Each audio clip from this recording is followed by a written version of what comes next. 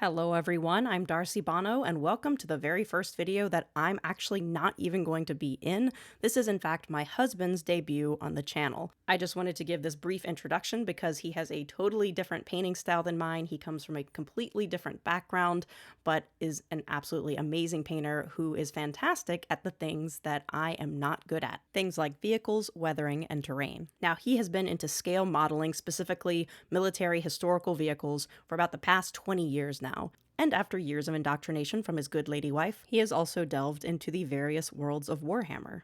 Now, coming from a scale model hobbyist background, he has a totally different approach to things. He excels at realistic weathering, very earthy dark tones compared to my highly saturated, vibrant explosions of color. So I thought that his approach could be a really nice change of pace for the channel. So if you end up liking what you see here, please let us know, leave us some feedback, and if you have any suggestions or topics you'd like to see him cover, just let us know and he will likely make another guest appearance.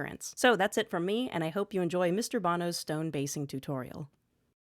Hello everyone, Mr. Bono here with my first video. We're going to do a cobblestone base using drywall putty. So besides the 100mm base here, you're going to want a container of joint compound or drywall putty or spackle, whatever you want to call it.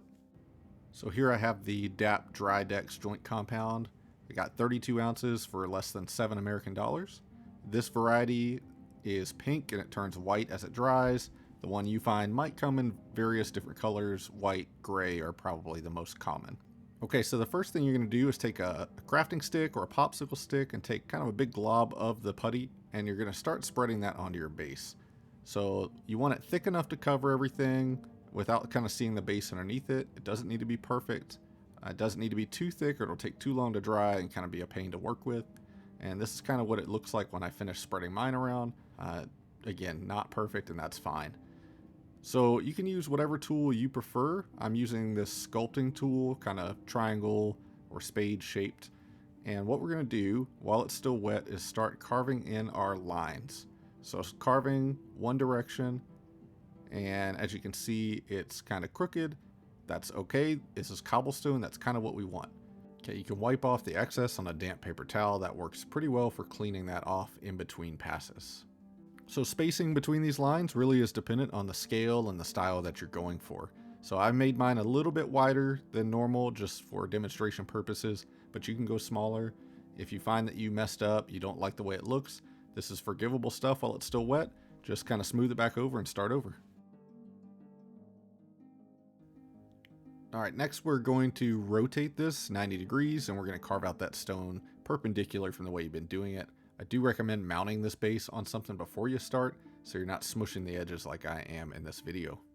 As you get to this step, you're going to start carving out the stone the other way, and it doesn't need to be uniform. This is cobblestone. Again, make them uneven. That's part of the effect that we're going for here.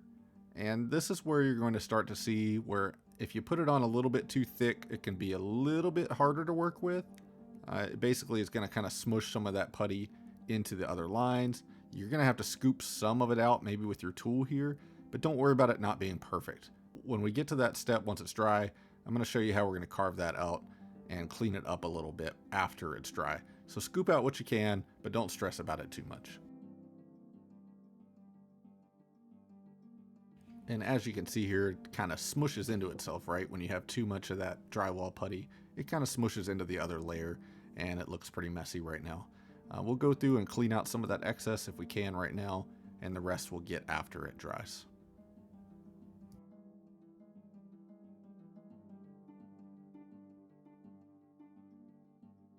Dry times are going to depend a little bit on where you live and your climate, humidity, and how thick you put this on. It might be dry to the touch fairly quick, and it may actually change color like mine did to white pretty early. But I recommend giving this a good 24 hours just to make sure it's thoroughly dry for the next step.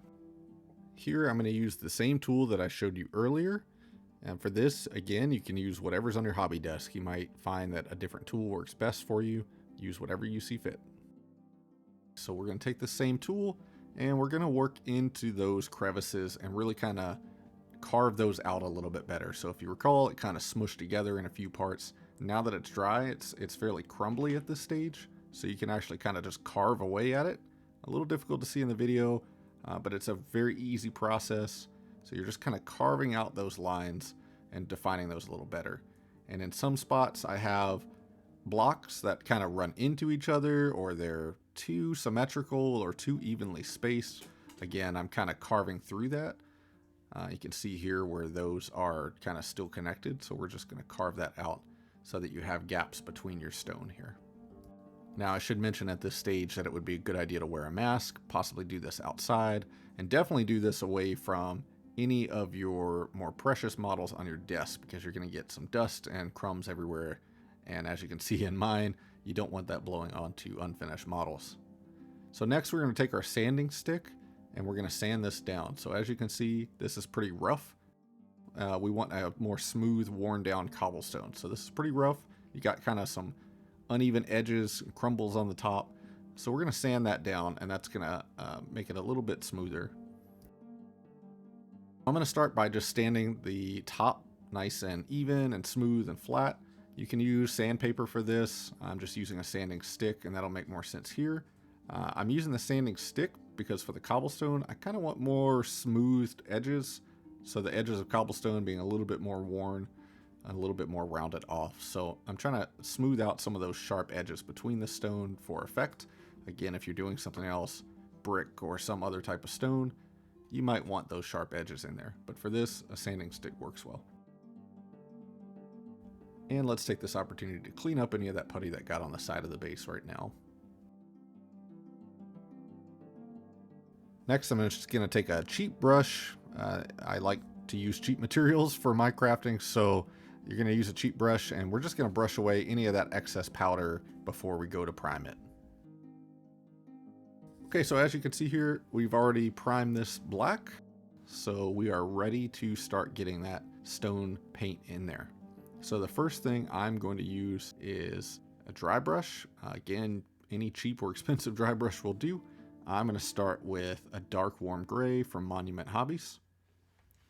Okay, so for this one, you're just going to dry brush all over with that gray.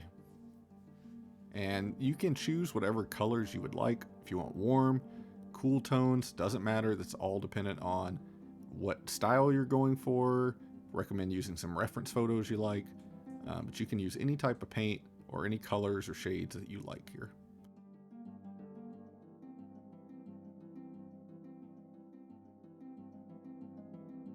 Okay, we're going to continue with this Vallejo Dark Sea Gray.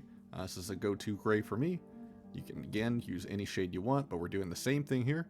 We're just going to dry brush some of this lighter gray in there. And if you notice, there's still some of those little white specks on this base. That's totally fine. What we've done is we've gotten most of that out of there.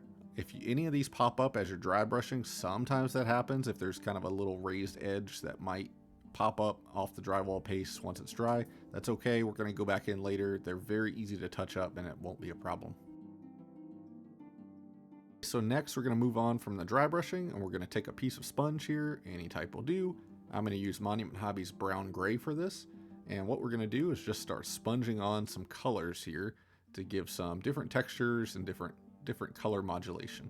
And the key here for me is really a variety of different shades and tones. If you look at any reference photos for any weathered type of stone, you're going to see a huge variety of colors depending on how old it is, where the stone came from, the humidity, the sunlight, all those different types of things factor in. So for weathering, I always like to do a variety of different things.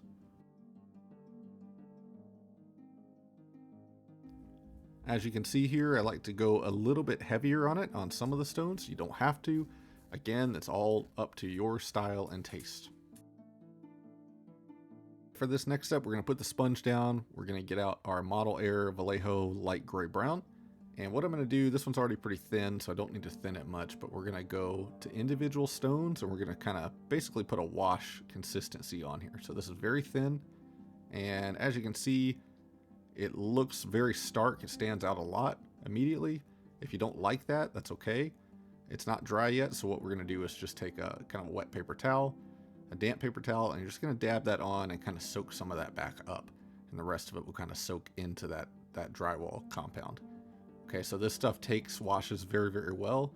It's still going to retain a lot of that texture without making it totally opaque and covering everything up. So, and it's pretty forgivable when you're putting these washes on. So we're just going to go to individual stones and do it kind of random, sometimes next to each other, sometimes not, and just do it as you see fit. We're going to do a variety of colors here, so you don't need to cover that many of them at one point.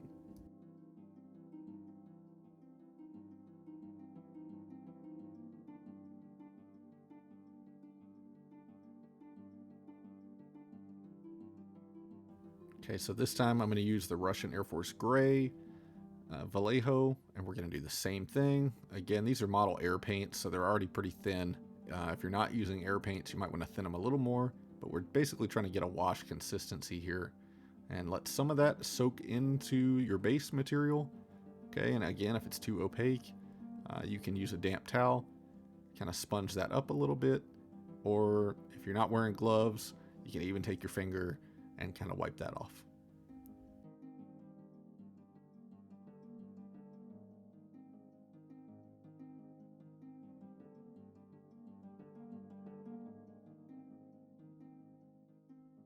Okay, so now I'm going to go use an all-time favorite of mine, Vallejo's Flat Earth. This is a go-to color for me. If you ask Darcy, I have many earth tones, grays and earth tones, so that's not surprising to her. Exact same process here. This one went on a little bit thicker. It's not an air paint, so I didn't thin that quite well enough. That's okay. We'll just sponge that up and it just gives us more texture here anyway.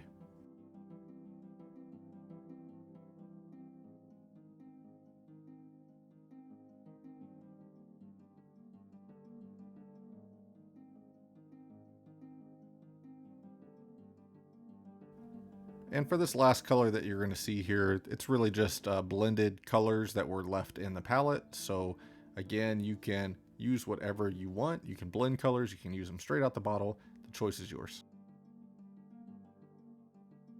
And as I pointed out at the beginning, these materials are very cheap. They're pretty easy to work with. It's not going to cost you a lot to make a few of these bases, so I recommend just make up a few of them, experiment with what you like, different styles, different techniques, different paints, and let us know what works for you. Alright, as I mentioned before, I like to use a variety of techniques, a lot of colors. So I'm going to take this khaki gray, Vallejo khaki gray here, and what we're going to do is stipple on top of that stone that you've already painted. So kind of stipple, dry brush a little bit. Again, as I mentioned, with any real stone, you're going to see so many different varieties of colors and tone, even within the stones of the same path or same walkway. Okay, so we're just going to add a little bit of texture and modulation here with the stippling. I don't need to go too heavy.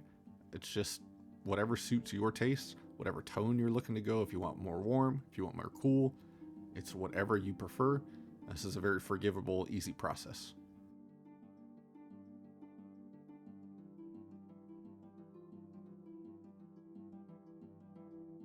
Okay, we'll do the same thing with Monument Hobbies Brown Gray. Again, just stippling on as you see fit.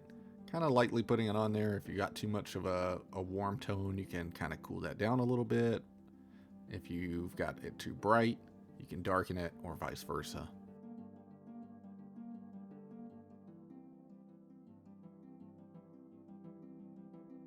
Alright, so there you have it, folks. So we have stippled on all those different colors. As you can see, all the stones look slightly different.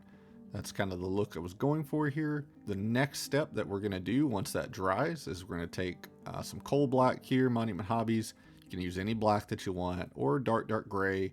Again, depends on what you're looking to achieve.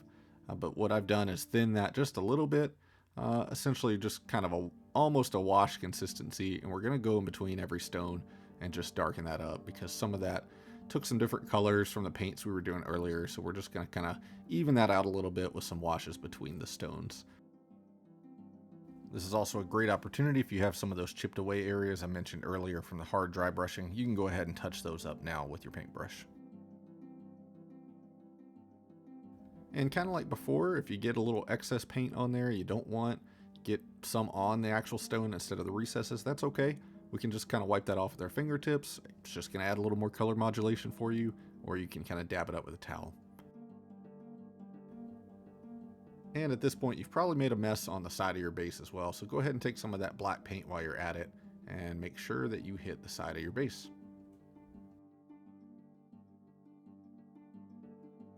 Once it's dry, go ahead and hit it with a couple coats of clear matte varnish. I really like the Monument Hobbies clear matte varnish. Use whatever varnish you want to use, but it's important that you seal this thing up before we get into the next step. Alright, this next step we're going to break out the weathering powders. So first I've got the Abteilung 502 Cargo Dust. It's a go-to color for me. And then I've got a set of huge minis weathering powders. Really love those. They're a go-to for me. So this one's peat. And then here we have the earth color from huge minis. Next, we're going to bring out the sand color. Again, huge minis. So all but the first one so far have been huge minis. And then ash for a gray. And then I'm going to take a flat, dry brush. Just a cheapo brush is fine. We're going to get a little bit of this pigment powder on our brush. Now I'm not using pigment fixer here, the liquid fixer or anything. I don't feel that I need that for this type of base. It's not going to see a lot of fingerprints or anything like that. Okay, we're just going lightly with the effect. I'm not too worried about it sticking, as you'll see here when we blend that in. So just take a little bit on your brush. You don't need a lot. Go easy at first and then see what you like or don't like. And it's going to be a little bit lighter when you put it on there than what it looks like in the bottle.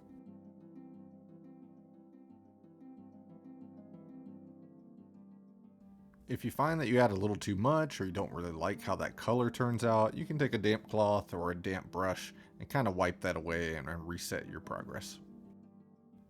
Okay, so as you put that on there, and I'm just spreading it in a variety of different areas and use a variety of these different pigment powders, but just spread that in there lightly. Okay, you don't want too much on your brush and you don't want to make it too heavy. Okay, and then I blow the excess off and just kind of feather that out a little bit so you get some of the color. You don't need the excessive amounts of pigment.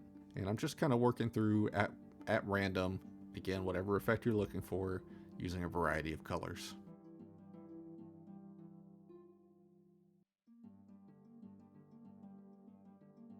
Alright, that is it. That is a completed drywall cobblestone base. So I look forward to seeing what creative ideas you guys come up with. Thanks for joining me in my first video. Alright guys, I hope you all enjoyed Mr. Bono's first video. He has quite a few more tricks up his sleeve, including this brick basing as well as the wood paneling on this armature. So keep an eye out, make sure to like and subscribe if you'd like to see more of his videos in the future. Thanks very much for watching, and until we meet again, happy painting everyone!